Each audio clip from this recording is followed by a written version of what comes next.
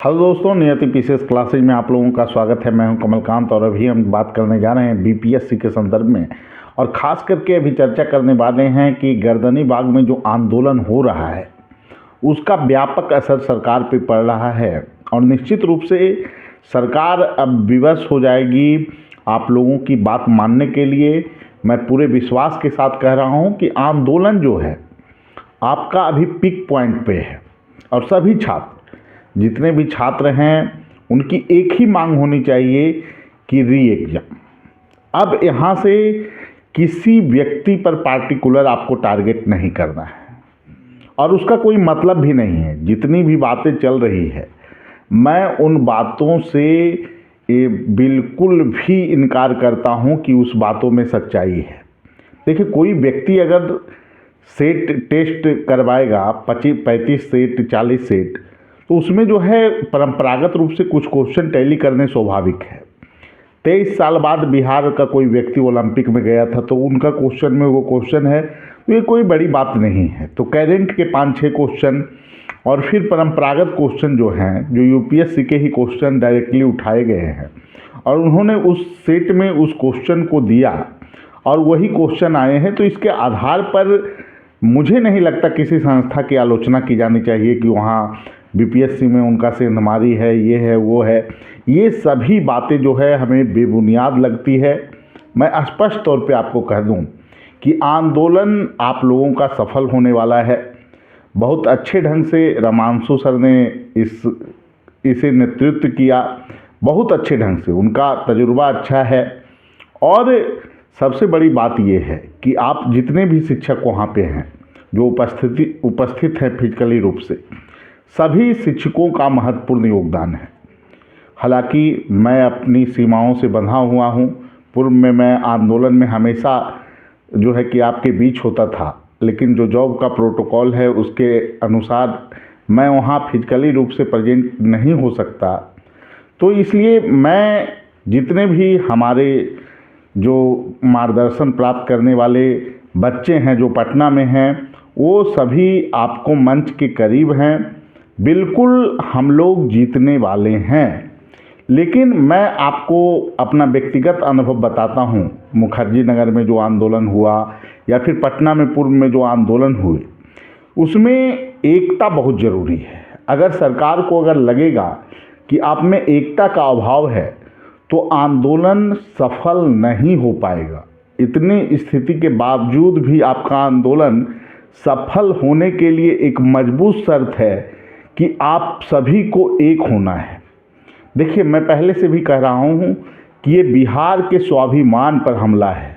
हमारे यहाँ के छात्रों को कोई उपद्रवी कहकर संबोधित करे, और जबकि उस संस्था की खुद की गलती हो, आधे घंटे तक क्वेश्चन नहीं मिला, जिसके कारण छात्र जो है कि वहाँ हंगामा किए हैं, ये स्वाभाविक है।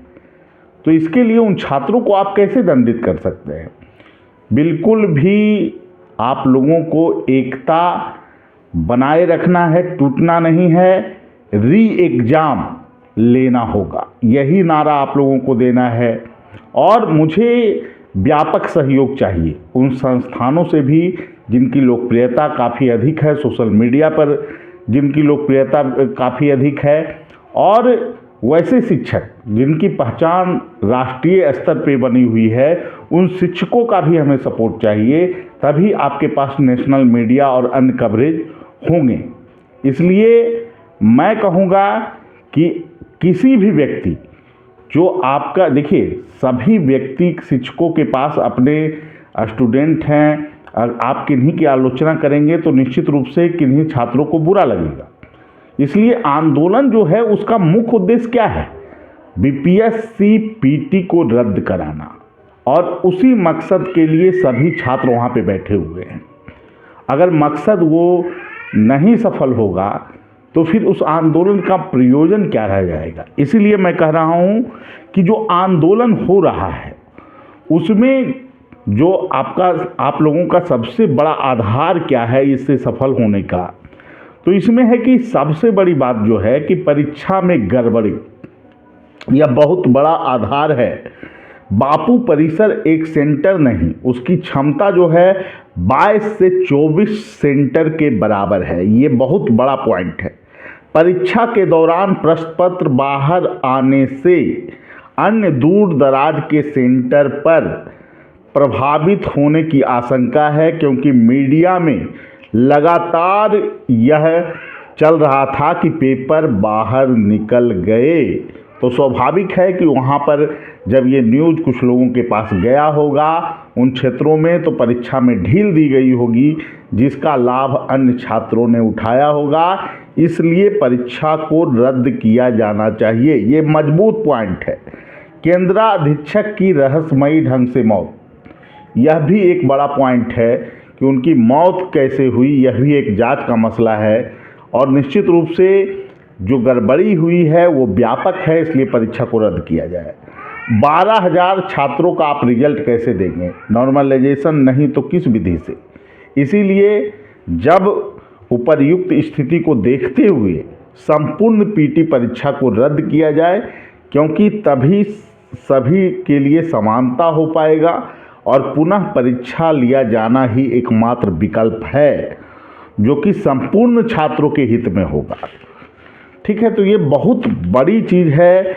इसी आधार पर आपको जो है कि प्रश्न जो है पेपर रद्द किया जा सकता है। जो बातें आ रही है कि प्रश्न का स्तर कैसा था, किस ढंग का क्वेश्चन सेट किया गया, तो मैं आपको बता दूं कि चेयरमैन सर प्रश्न सेट नहीं करते हैं।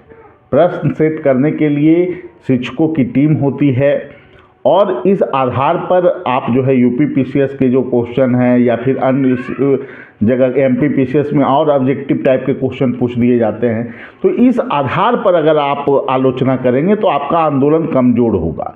लेकिन जो मजबूत आधार है कि परीक्षा में गड़बड़ी, उस पॉइंट को ही आपको आगे बढ़ाना है।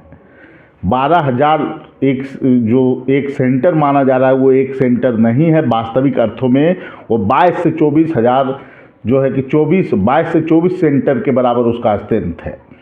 नॉर्मलाइजेशन के द्वारा अगर उनका रिजल्ट नहीं निकाला जाएगा तो किस पद्धति से रिजल्ट निकाला जाएगा? और अगर छात्र चाहते हैं कि पूरा परीक्षा रद्द हो तो आयोग को पुनः परीक्षा लेने में समस्या क्या है? ये गंभीर मुद्दा है और इस पर जो है कि आप लोगों की जीत होनी तय है। आप लोग इतनी बड़ी संख्या में उपस्थित आप लोग हैं, जिसका प्रभाव लगातार सरकार पे पड़ रहा है। निश्चित रूप से आगे आने वाले 1-2 दिन में आप लोगों की जीत होनी सुनिश्चित होनी तय है। हो सकता है कल ही आपको ये खुशखबरी देखने को मिल जाए, लेकिन मैं पुनः कहूँगा कि आप लोगों को एकता बनाए रखना है। एकता बहुत ज़रूरी है।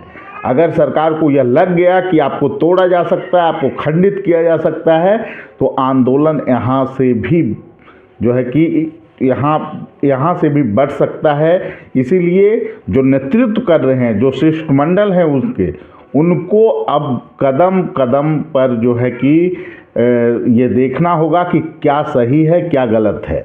मैं फिर से बोल रहा हूँ कि आंदोलन का जो उद्देश्य है वो व्यापक उद्देश्य है, पीटी परीक्षा को रद्द कराना, और इसके लिए आपस में विवाद का कोई स्कोप नहीं है। हाँ, पीटी परीक्षा का सेट टकराना एक महज संयोग हो सकता है, क्योंकि देखिए स्वाभाविक है, मैं बोल रहा हूँ कि विभिन्न परीक्षाओं के प्रश्न ही आयोग देती है और वैसे में अगर प्रश्न उठाया गया है तो स्वाभाविक है सेट से प्रश्न आएगा। और भी कोचिंग संस्थान के सेट के प्रश्न आए हैं, ऐसा नहीं है कि सिर्फ उनका आया है। तो इसलिए ये आरोप बिल्कुल निराधार है। आंदोलन में व्यापक सहभागिता जरूरी है। सभी शिक्षकों का सम्मान आप लोग करें। जो रंगा सियार ये सब जो शब्दावली है, इससे बचिए। ये बिल्कुल एक जो है कि सिविल सेवा के परीक्षार्थी की ये निशानी नहीं है। मैं बार बार बोल रहा हूँ। हाँ, उन संस्थानों को आप टारगेट कर सकते हैं जो आपके आंदोलन को मजाक उड़ाते हैं, सिर्फ अपना बैच चलाने पे जोर दे रहे हैं। उन संस्थानों को आप टारगेट कीजिए। जो व्यक्ति आपके आंदोलन में पार्टिसिपेट करता हो, आपके लिए आगे आता हो। जैसे मुझे बहुत दुख लगा कि रहमान सर को टारगेट किया गया। रहमान सर के बारे में आपको नहीं पता है। रहमान सर पहले भी आंदोलन में पार्टिसिपेट करते रहे हैं। 67वीं में भी उनकी बहुत महत्वपूर्ण भूमिका थी। सड़क पर वो आ गए, चिल्लाने लगे कि 67वीं रद्द करो। एक व्यक्ति से आंदोलन नहीं, एक पेपर रद्द होता है कि कोई व्यक्ति ला दिया उससे रद्द हो जाता। स्वाभाविक है इसमें जो आपका डबल शिफ्ट एग्ज़ाम था उसमें सौरभ भाई की महत्वपूर्ण भूमिका थी, दिलीप भाई की तो थी ही, लेकिन सौरभ जी ने भी आंदोलन को संभाल कर रखा बाद में, और बाद में पूरी प्रक्रिया। देखिए, मैं क्रेडिट लेने की दौड़ में नहीं रहता हूँ। सीसेट आंदोलन हुआ मुखर्जी नगर में, उसमें मैंने बोला कि ज़रूरत ही नहीं, सीसेट आंदोलन में क्वालिफाइंग हुआ और फिर क्रेडिट लेने के लिए जब बुलाया गया था उस मंच पे मैं उपस्थित नहीं था। तो मैं यही बोलता हूँ कि एक शिक्षक होने के नाते मैं यही कहूँगा कि आप लोग को एकता बना कर रखनी है। आपका आंदोलन अगर सफल होगा तभी तो क्रेडिट आप लेंगे, और नहीं लेंगे इसकी होड़ क्यों मच रही है कि किसका आंदोलन है, क्या आंदोलन पूरे बिहार के छात्रों का है, और जो गड़बड़ी हुई है उसके लिए ये आंदोलन है। परीक्षा को रद्द करने के लिए आंदोलन है। ये बिहार के युवाओं के स्वाभिमान के लिए ये लड़ाई है। इस बात को आप लोगों को जो है कि समझना होगा, और तभी आप इस आंदोलन को सफल बना सकते हैं। फिर मैं कहूँगा कि रंगा सियार जैसे कुतार्किक बातों से बचें। आयोग यह चाहता है कि आप में एकता न हो, और अगर एकता न होगी तो आयोग निश्चित रूप से आप लोग को खंडित कर देगा और वह सफल हो जाएगा। इसलिए इन चीज़ों से बचें। हम लोग पूरा प्रयास कर रहे हैं कि सभी लोग आंदोलन में पार्टिसिपेट करें।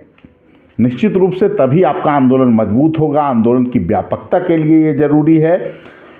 युवाओं के स्वाभिमान के साथ सभी शिक्षक साथ आएँ।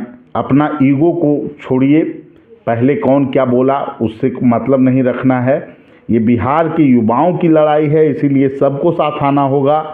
आंदोलन की सफलता के लिए ये जरूरी है। कोई ऐसा व्यक्ति जो बार बार किसी संस्था का आलोचना करता हो, किसी व्यक्ति की आलोचना करता हो, उससे आप लोग को दूरी बनाकर रखना है।